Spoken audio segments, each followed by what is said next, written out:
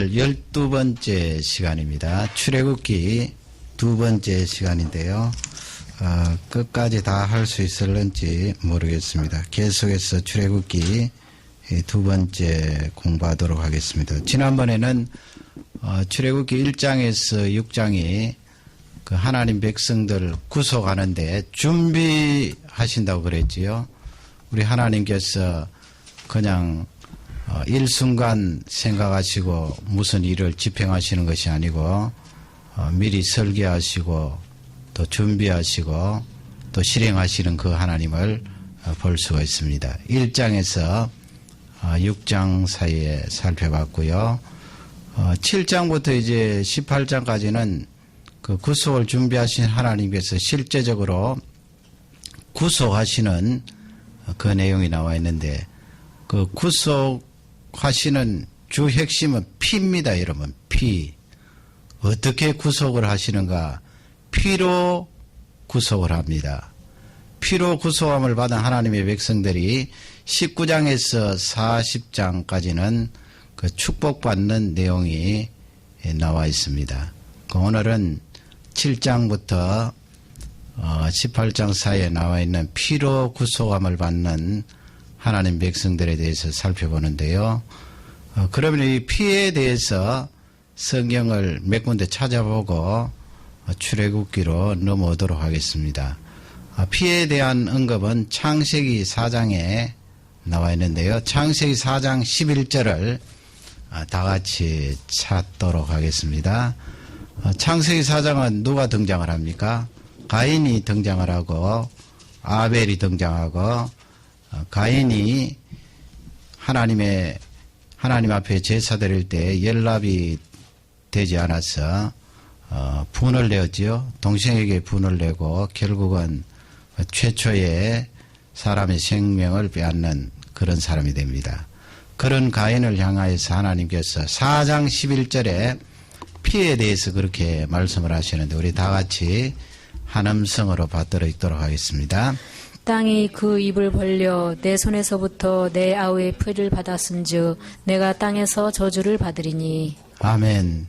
땅이 입을 벌렸다고 그렇게 하나님께서 말씀하시고요. 그 입을 벌려서 아우의 그 피를 받았다. 그러므로 네가 저주를 받을 것이다. 죽었는데 그 피를 하나님께서 언급하시고 그 피를 언급하신 하나님께서 저주를 말씀하셨습니다. 그래서 거기에 이 피와 생명이 연관되어 있음을 말씀을 하고 있고요. 조금 더 이제 구체적으로 노아 이 홍수 뒤에 하나님께서 9장으로 넘어가 보겠습니다. 창세기 9장 4절 5절인데요. 그 4절 5절 앞쪽에 보면 하나님께서 이 동물들을 우리의 음식으로 그렇게 허락하시는 내용이 나와 있습니다. 여러분 저번에 공부하신 대로 창세기 1장에 보면 하나님께서 씨 맺는 열매라든지 채소를 우리에게 식물로 주시지 않았어요.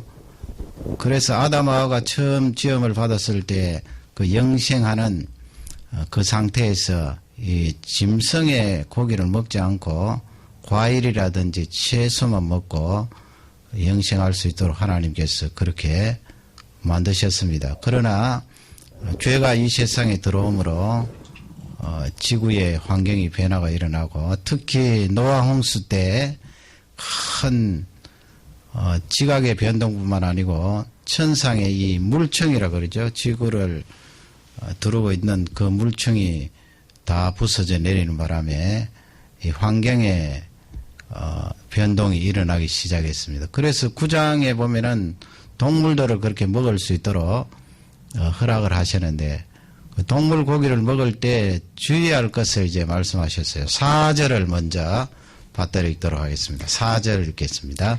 그러나 고기를 그 생명되는 피채 먹지 말 것이니라. 예, 피채로 이 고기를 먹지 마라 그랬는데 그 생명되는 생명과 그 피가 같은 동등하게 하나님께서 말씀을 하셨습니다. 생명의 피.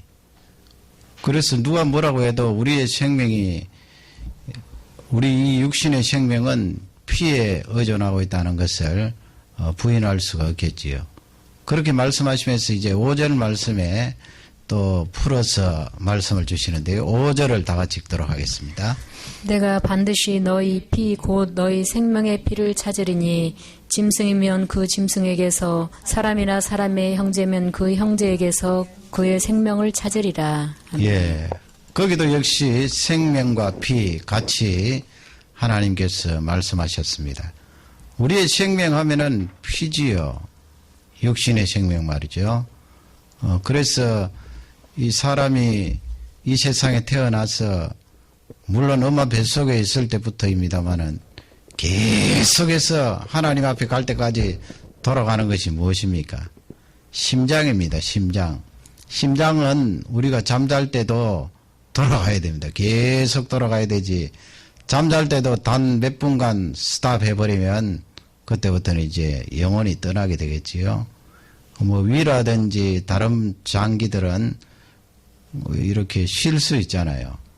쉴 수가 있지만 이 심장은 계속해서 펌프질을 하고 돌아가야 되는데 그것은 바로 사람이 몸에 생명이 되는 피 때문에 그렇습니다. 피를 계속해서 공급을 해야 사람이 살 수 있기 때문에 그렇습니다. 거기에 이제 동물이면 그 말씀은 이제 사람이 사람의 피를 흘렸으면 반드시 그 피값을 받을 것이다 말씀하시고 또 동물도 예를 들어 말씀하시는 거죠. 동물은 뭐 사실은 지성도 없고 본능으로 살아가는 그런 존재입니다만 하나님께서 동물이 다른 동물의 피를 흘렸을 때 그 피값을 받을 것이다. 그렇게 말씀하신 것은 그토록 이 피가 중요하기 때문에 피는 생명과 연관되기 때문에 그렇게 말씀하신 거고요. 이 피채 먹지 말라 이 말씀은 그런 사람들 있잖아요. 이 사냥을 할 때 이 짐승을 잡아서 그 자리에서 피를 받아서 마시고 그렇게 하는데 성경은 그것을 금하고 있습니다. 물론 뭐 신약 시대는 이 구약 시대에 나오는 이런 내용들 자유하면서 먹을 수 있도록 하셨습니다만은 제가 보기에는 이 피에 관한 문제는 신약에 사는 우리들도 금해야 됩니다. 그 피를 받아 마시면 어떻게 되나요? 하나님께서 동물의 피지만은 사람이 자꾸 받아 마시다가 보면은 나중에 사람의 생명과 연관된 사람의 피도 업신여기고 가볍게 볼 수 있다. 그렇게 생각하셨나 봐요. 그러니까 피채 먹지 마라. 그렇게 말씀하고 또 사도행전 15장에 보면은 잘 아시는 대로 초대교회가 이방인들을 받아들일 때 유대인 아니라도 이방인들을 받아들일 때 예수 그리스도를 믿는 그 사람들 피채 먹는 그것을 금하도록 하지 않았습니까? 그래서 이 피를 하나님께서 생명으로 그렇게 간주하시고 우리를 만드셨습니다. 그것을 이제 창세기 9장 4절 5절에서 우리에게 말씀하고 있고요. 그 다음에 이제 출애굽기로 한번 넘어와 보세요. 출애굽기 4장 24절이에요. 출애굽기 4장 24절인데 거기는 할례에 관하여서 모세에 대한 기록인데요. 출애굽기 4장 24절을 우리 다 같이 한 음성으로 받들어 있겠습니다. 여호와께서 길의 숙소에서 모세를 만나사 그를 죽이려 하시는지라. 예, 거기 뭐 숙소에서 이 말씀은 뭐 옛날에도 요즘처럼 호텔은 아닙니다만은 길 가는 상인들이라든지 나그네가 쉴 수 있도록 그렇게 뭐 야전 숙소라 그럴까요? 그런 숙소가 있는데 거기에 이제 모세가 지나갈 때에 하나님께서 그를 죽이려고 그랬어요. 만나셔서 상당히 그 적대적인 그런 태도로 하나님께서 모세를 죽이려고 그랬는데 성경을 읽으면서 이제 그런 내용을 보면은 좀 당황스럽잖아요.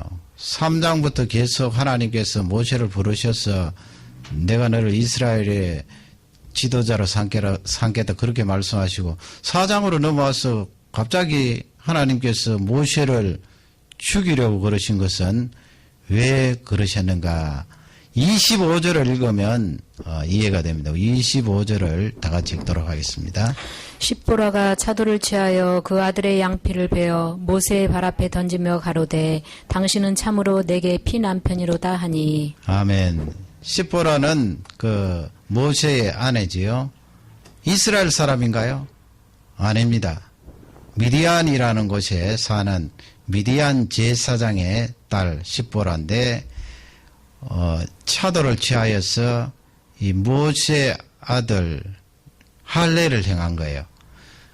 그러니 아마 이 두 번째 아들이 모세가 이집트 땅으로 가려고 할 때 난지가 얼마 안 되었는가 봐요. 그러나 난지 8일은 훨씬 지났는데 할례를 행하지 않았기 때문에 하나님께서 모세를 죽이려고 했는데 이 십보라가 차도를 취하여서 그 아기의 양피를 베고 이제 그 모세에게 당신은 나의 피남편이다 그렇게 고백을 하는데 뭐 그 피남편의 의미가 무엇인가 여러 가지 해석이 있습니다만은 그 가운데 가장 유력한 것은 이 아들 내 사랑하는 아들이 피 때문에 살았습니다. 그리고 남편인 모세 당신도 피 때문에 살았습니다. 그러므로 당신은 피 때문에 산 나의 남편입니다 하는 그런 고백이라는 거예요.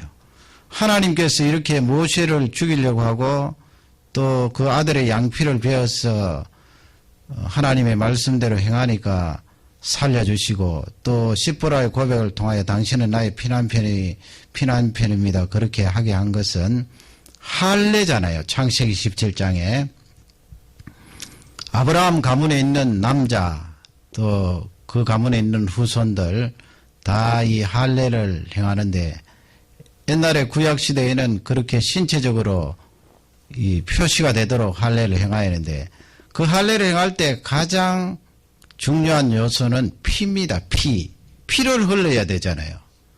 그 피는 생명과 관계가 있습니다.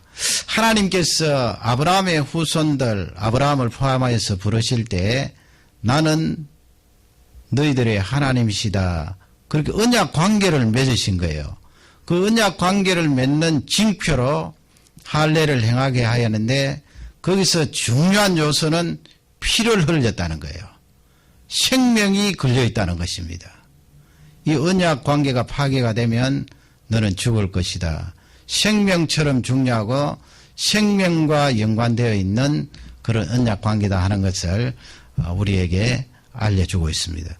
그러면 성경에서 최초로 물론 간접적인 내용은 창세기 앞쪽에도 나옵니다만은 직접적으로 피 때문에 대속을 체험하는 그 장면이 있어요.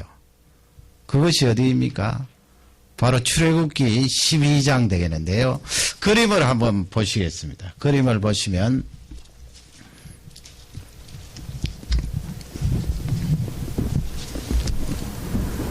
이제 이스라엘 백성들이 출애굽기 12장 6월절 아닙니까? 저렇게 어린 양을 잡아서 그 피를 문 양쪽 기둥에 또 임방에 이렇게 바르는 내용을 그림으로 표시가 되는데 지도 앞쪽 지도 한번 보시기 바랍니다. 저렇게 저쪽에 보면은 람셋이 있고 또 이스라엘 백성들이 살았던 고센 땅이 있는데 10가지 재앙 가운데 마지막 재앙이 바로 이 장자의 죽음 아닙니까? 그러나 이스라엘 백성들에게는 그 6월절을 체험하게 하는 귀한 절기가 되겠습니다. 저 절기를 통하여 이제 이스라엘 백성들이 출애굽하게 되고 숫꽃을 지나서 홍해 바다를 건너 이쪽 시내 광야로 넘어오게 되는데요. 출애굽기 12장 7절 한번 보시기 바랍니다. 출애굽기 12장 7절을 찾아서 다 같이 한 음성으로 받들어있겠습니다. 그 피로 양을 먹을 집 문 좌우 설주와 임방에 바르고. 예, 양은 이제 잡아서 그 고기는 먹게 되겠죠, 어린 양. 그러나 그 피는 받아서 문 좌우 기둥에 바르고 또 임방에 또 바르라 그렇게 말씀을 하시고 12장 22절로 가시면 거기에 또 우설초도 나오고요. 한번 다 같이 읽겠습니다. 22절입니다. 너희는 우슬조 묶음을 취하여 그릇에 담은 피에 적시어서 그 피를 분 임방과 좌우설주에 뿌리고 아침까지 한 사람도 자기 집 문 밖에 나가지 말라. 아멘. 식물을 한번 보겠습니다. 성지의 식물. 이게 바로 우설초인데 손으로 이렇게 쥐고 있는 내용을 사진에 담았습니다. 우설초입니다. 그 다음에 또 보시면 우설초가 저렇게 있는데 나중에 성지에 가셔서 실제적으로 보시기 바랍니다. 23절을 우리 다 같이 읽도록 하겠습니다. 23절입니다. 여호와께서 애굽 사람을 치러 두루 다니실 때에 뭇 임방과 좌우 설치의 피를 보시면 그 문을 넘으시고 멸하는 자로 너희 집에 들어가서 너희를 차지 못하게 하실 것임이니라. 아멘. 그 22절에 한 사람도 바깥에 나오지 마라 그렇게 말씀을 하셨지요. 그 말씀이 무슨 말씀입니까? 피를 바른 그 문 안에 있어야 된다는 거예요. 그래서 이것은 7절, 22절, 23절, 23절에는 그 피를 보시고 그 문을 넘으시고 그렇게 되어 있지 않습니까? 영혼을 데리고 가는 사자가 왔을 때 그 어린 양의 피를 보고 그 문을 지나갔다는 말씀이죠. 그러나 피를 바르지 않는 이집트 땅의 모든 백성들은 장자가 죽음을 당하는 그런 비통한 일이 일어나게 되었습니다. 그 피를 보시고 그 문을 넘으시고 그래서 패스 오버라고 그러죠. 넘어갔다는 거죠. 어떤 사람은 이제 성경 우리는 그런 분 없겠습니다만 6월절 하면 6월 달에 지키는 절기 아닌가 하는데 6월 넘어갔다는 것입니다. 패스 오버했다는 거예요.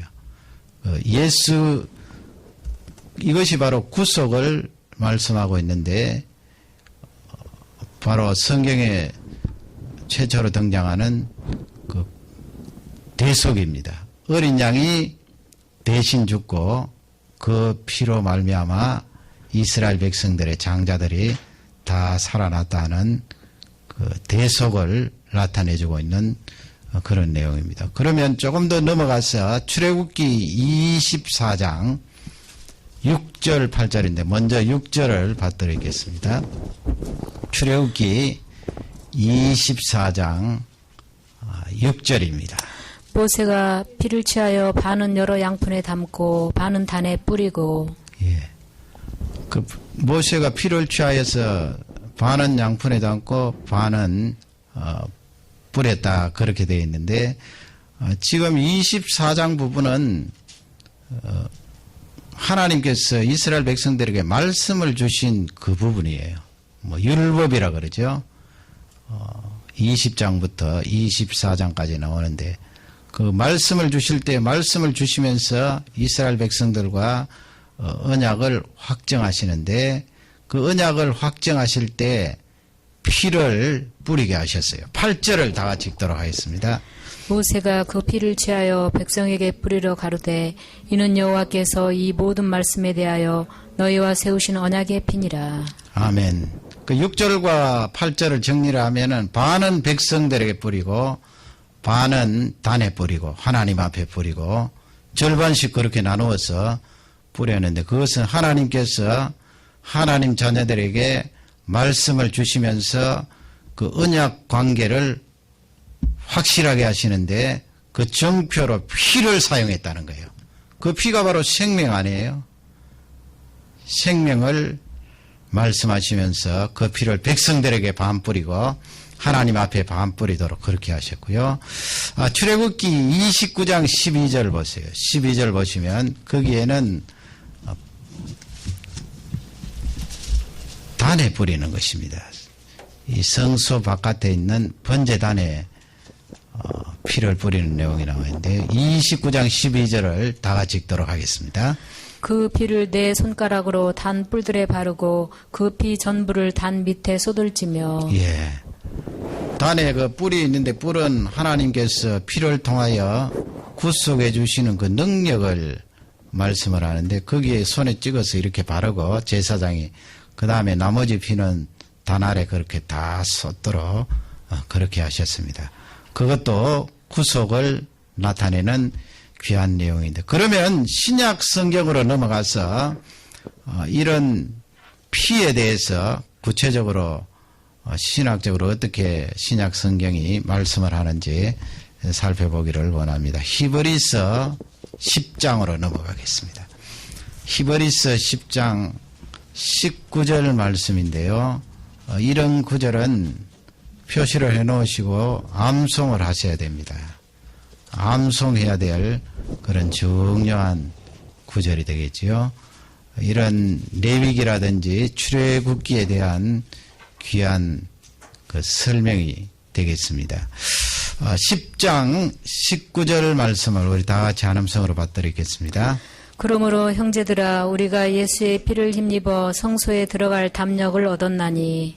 예, 그러므로 우리가 이 말씀은 옛날에는 뭐 제사장, 대제사장만이 성소에 들어갈 수 있었잖아요. 다른 사람이 들어가다는 그 자리에서 사망을 하게 되는데, 거기 그러므로 형제들아 그렇게 부르는 것은, 또 우리가 말씀하시는 것은 바로 예수 믿는 우리예요. 구약시대로 말하면 제사장은 아니에요. 대제사장도 아니에요. 예수 그리스도를 믿는 우리를 향하여서 히브리서 기록자가 말씀하는데, 그러므로 우리가 예수 그리스도의 피를 힘입어 어디에 들어간다고요? 생투어리. 우리가 본당을 향해서 생투어리라는 단어를 쓰는데, 지금 본당은 아무나 들어갈 수 있지요. 믿지 않는 사람도 들어가서 공사하고 또 나오고 그렇게 해도 괜찮은데, 옛날에 생투어리는 들어가면은 죽게 되어 있어요.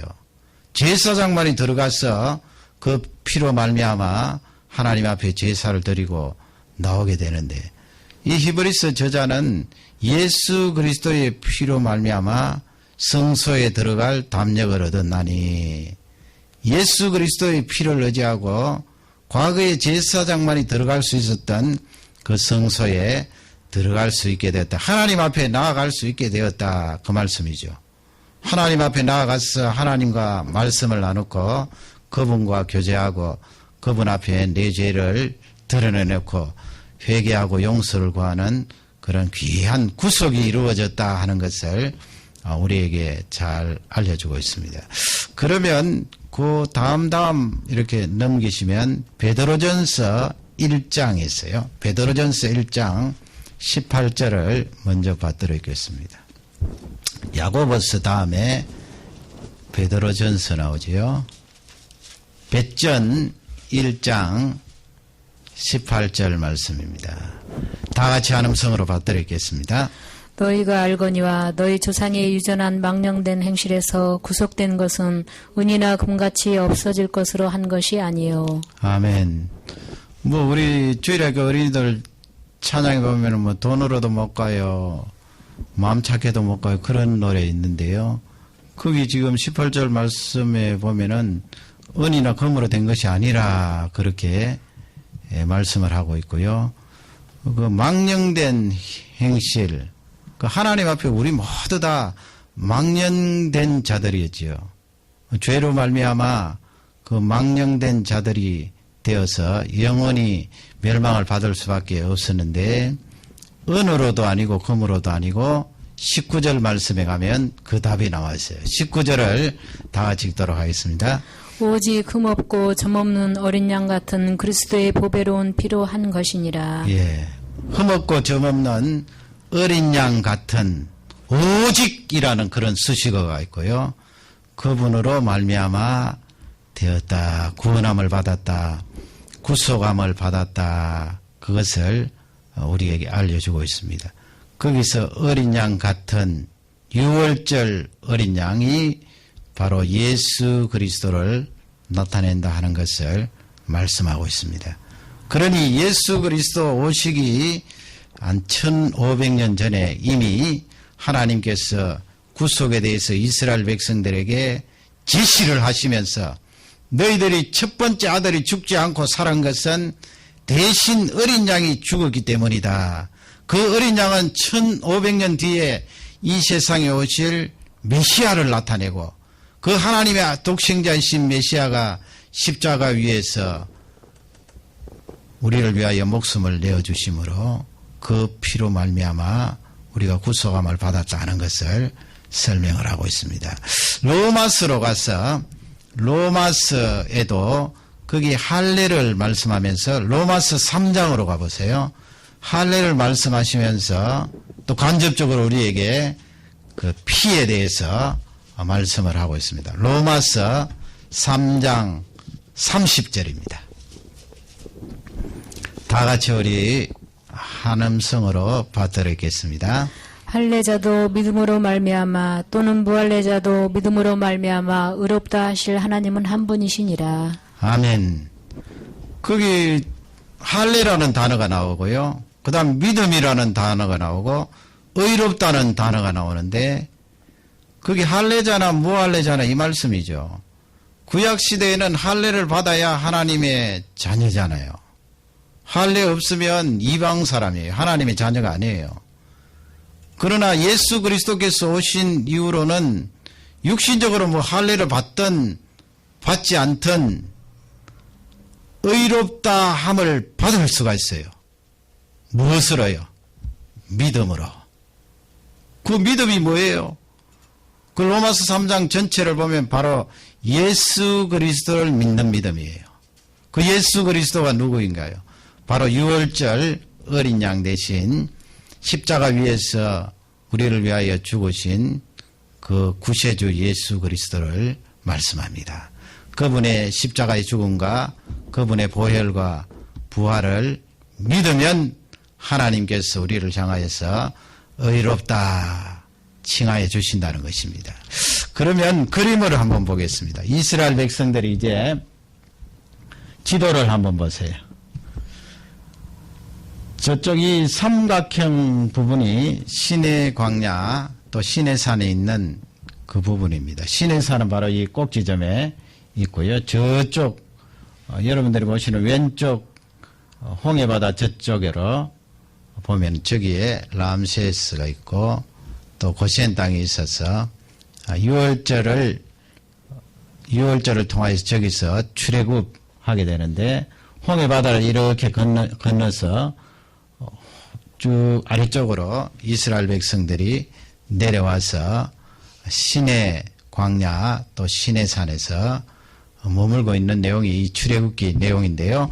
홍해바다 갈라지는 내용을 그림으로 한번 올려봤습니다. 참 장엄한 광경이죠. 하나님께서 저렇게 바닷물을 가르치고 또 말리셔서 이스라엘 백성들이 저곳으로 통과하게 하셨는데 신학적으로 보면은요, 이 홍해 바다를 통과하는 것이 거듭나고 세례받는 것을 말합니다. 물 가운데로 싹 지나잖아요. 그래서 에집트 땅은 과거에 내가 마귀의 종살이하고 죄로 말미암아 죽었던 종이 되었던 그 상태를 설명하고 예수 그리스도 어린 양의 그 피로 말미암아 이제 거듭나고 세례를 받는 것이 바로 홍해 바다를 쫙 통과하는 거예요. 통과해서 광야 그리고 가나안 땅으로 들어가는 것을 설명하는 신학자들도 있습니다.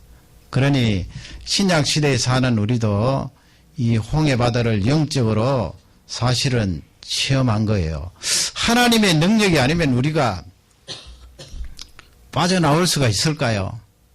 그 죄악에서 마귀의 종로로 했던 우리가 하나님의 능력과 은혜가 아니고서는 도저히 빠져나올 수가 없어요. 하나님의 능력으로 말미암아 우리를 건져주신 거지요. 그래서 거듭나고 세례받고 광야 교회로 들어가서 하나님을 섬기고 하나님의 말씀을 체험할 수가 있는 줄 확신합니다.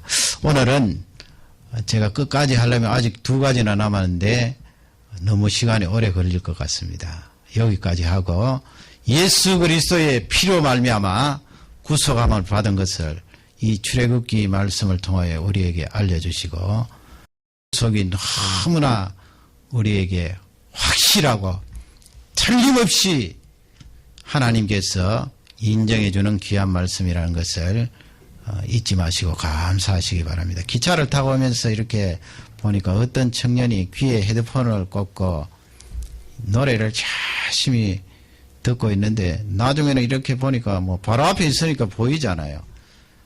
기타를 잘 치나 봐요. 우리 형제님처럼 간사님처럼 기타를 잘 치는데 그냥 가만히 있어서 기타 치는 게 아니고 막 흔들어요. 다른 사람 보든지 말든지 고개도 흔들고 몸도 흔들고 막 자지러져요. 저는 그것을 보면서 이야, 저 사람이 하나님을 찬양하면서 예수 그리스도를 높이면서 저렇게 악기를 가지고 지금 음악을 들으면서 하나님 앞에 노래하면 얼마나 좋을까.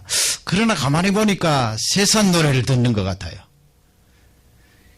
여러분, 우리가 이 세상에서 부를 수 있는 가장 아름다운 노래는 구속함을 받은 찬양 아니에요. 그래서 출애굽기 15장에 보면은 저 홍해 바다를 건너고 나서 미리암이 속어치고 이스라엘 백성들이 하나님을 찬양하는 노래가 나와 있어요. 그 노래를 무슨 노래라고 그럽니까? 요한계시록에는 모세의 노래라고 그래요. 모세의 노래. 그러나 요한계시록으로 넘어가면은 새 노래라고 그러지요. 어린 양으로 말미암아 하나님을 찬양하고 구원함을 받은 것을 감사하는 새 노래예요. 영생을 얻은 그 새 노래. 이스라엘 백성들은 모세의 그 노래, 홍해를 가르신 하나님을 찬양하고 높였지만 3일 만에 금방 또 하나님을 향하여 불평하고 원망했는데 우리는 예수 그리스도로 말미암아 영원하게 구속함을 받은 것을 찬양하고 노래하면서 새 노래를 부르고 어린 양의 노래를 부르면서 영생을 누리게 되는 것입니다. 그 청년을 보면서 야, 예수 그리스도를 믿으면 좋겠다. 예수 그리스도를 믿고 그 구원함에 감격하여서 저렇게 자지러지게 기타를 치면서 찬양 노래를 들으면서 다른 사람이 보든지 말든지 하나님을 높이면 하나님께서 얼마나 기뻐하실까. 여러분, 이 세상에는 아직까지 이 구속의 은혜를 모르는 많은 사람들이 있습니다. 이 말씀을 통하여서 나 혼자 구속함을 받는 것으로 만족하지 말고 내 일생에 많은 영혼 건지고 살리는 귀한 도구가 되시기를 주님의 이름으로 축원합니다. 다 같이 기도하겠습니다. 우리 말씀을 생각하면서 기도하겠습니다. 하나님 아버지여 감사합니다. 이